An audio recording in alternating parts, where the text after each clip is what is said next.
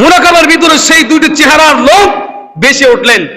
আবার বলতেছেন যে শোনো, তোমাদেরকে বলি, তোমরা যদি ওই দুইজন আরো লোক আছে তোমাদের এলাকার ভিতরে যদি খোঁজ না দাও, আমি যদি কোনো প্রমাণ সহ তোমাদেরকে ধরতে পারি, তাহলে কিন্তু কঠিন বিচার হবে তোমাদের, সবাই মদিনাবাসী সবার বিচার হবে, এমন ভাবে হুঙ্কার দিলেন। তো সবাই চুপ হয়ে গেছে। একজন যুবক বলতেছেন যে হযরত, আমাদের ভিতরে বিদেশি দুইজন মেহমান আছেন, বিদেশি দুইজন মেহমান আছেন, 5 ওয়াক্ত নামাজ পড়ে, সারা দিন সারা রাত পর্যন্ত শুধুমাত্র তাসবিহ পড়ে, সারা দিন সারা রাত পর্যন্ত তারা আল্লাহ পাক রব্বুল আলামিনের হাবিব মুহাম্মদুর রাসূলুল্লাহ সাল্লাল্লাহু আলাইহি ওয়াসাল্লাম সারা দিন তারা রাসূলের রওজায় ওখানে সিজদায় পড়ে কারি কন্দন করা শুরু করে দেয়, কারি কন্দন করে আর দোয়া করে আর দোয়া করে।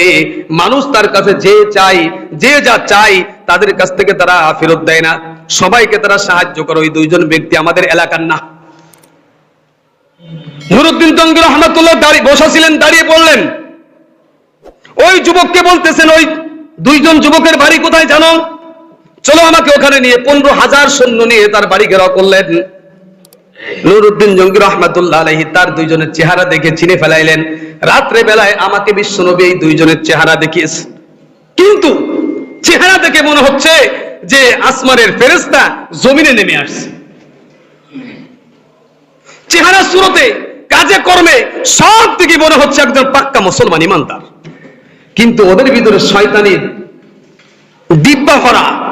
রব্বুল আলামিন বলেন, নূহ আলাইহিস সালাতু ওয়াস সালাম যে কথা আল্লাহ তাআলাকে বললেন, ওই কথাই আল্লাহ পাক রব্বুল আলামিন কোরআনের মাধ্যমে আমাদের নবীকে অবহিত করেছেন। আর নবী মুহাম্মদুর রাসূলুল্লাহ সাল্লাল্লাহু আলাইহি ওয়াসাল্লাম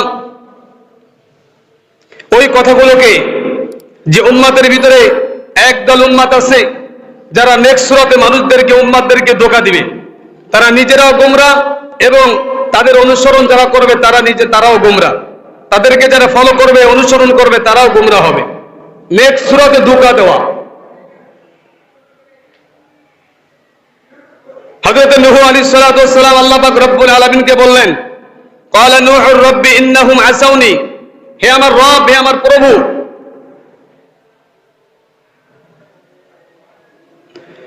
আমি যে দাওয়াত দিতেছি, আমি যে কথা বলতেছি, তাদেরকে দিনের দাওয়াত দিতেছি, দিনের দিকে আসার জন্য, সিরাতে মুস্তাকিমে আসার জন্য, জান্নাতের রাস্তায় আসার জন্য তাদেরকে যে আহ্বান করতেছি, এই আহ্বানে তাদের কোনো উপকৃত হচ্ছে না, তাদের কোনো লাভ হচ্ছে না, বরঞ্চ ওয়াত্তাবাউ মান লাম ইয়াজিদ